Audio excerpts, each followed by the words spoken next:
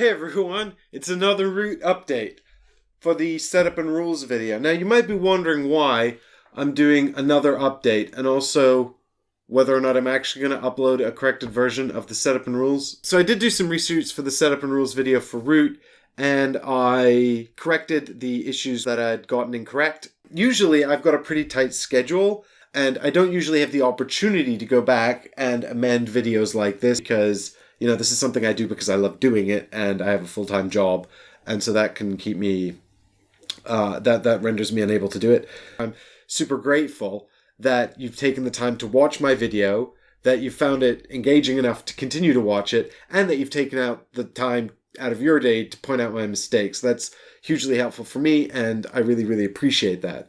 So I just wanted to say thank you very much again for doing that. If you found it useful, if you found it's helped you to learn root, it does cover everything in both boxes. It's got all of the factions from both of these games, and it's got the rules for the winter board as well and everything. So but I've put all those sections in the description and they're all linked, so you can just click on the time code there. It'll jump you straight to the section of the video you want to watch, so you can send it to your friends and be like, check out this faction, or you might enjoy that faction. And I really hope that's been helpful. I would have liked to make it even better and put even more time into it. I mean, ultimately, it would be great to have all the time in the world to work on these videos and get them down to perfection. But as it stands, I've even got a lot of content that I've filmed that I haven't even had time to edit and put out. Most notably, Vast was a series I shot in February when the Fearsome Foes Kickstarter arrived with backers. And I really wanted to put out a Vast series because I actually really, really like the game. And I wanted people to be able to play it and sort of look at those videos and learn about the different factions in Vast. And I filmed, there's 6 factions in Root currently, not including the Mechanical Marquee, but that's kind of half of a faction really. There's 11 factions in Vast, the Fearsome Foes, and I shot the whole video. I edited a bunch of it, and then I just have not had the time to finish it. And one of these days I will finish Vast. And there's a gameplay series too that I really want to put out, but I don't want to put it out until I finish the 7 rules video. So, if I had all the time in the world, I'd create all of this content because I just love doing it. But as it stands, I'm trying my best to create the best possible content I can for you guys and, do the best I can because I love doing it and I really want to get it right. Thanks to everybody who watches. You really are the best people. And thanks for coming on these journeys with us, because it means everything to me. And that's, what board gaming's all about for me. It's the social experience. And without you guys, then this wouldn't be the same. Oh, and I was going to, here's, for those of you, about 350 people at the time of recording this who watched the original, or at least clicked on it and looked at it for any amount of time. These are the main things I got wrong, which I've corrected in the revised version. So you don't have to watch the whole thing again unless you want to see the revisions. But basically, the items for the Vagabond have to go out in every game because if you cannot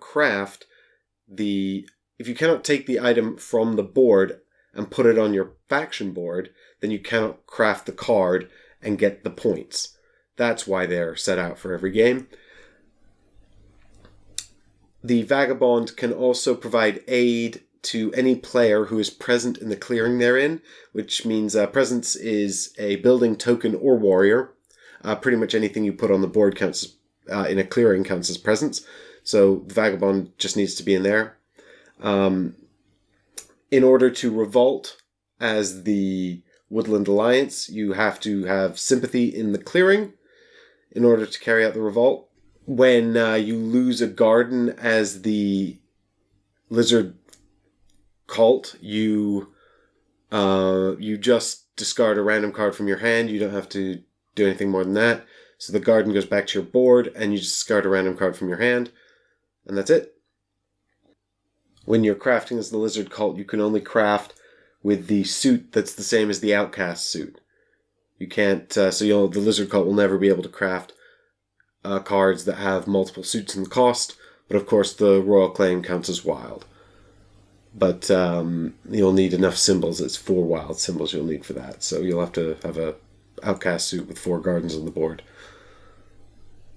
And I think that's it, but there may have been a few more I think I made an amendment to the Riverfolk, I'm not sure, but anyway, the video is all updated now, and that's correct.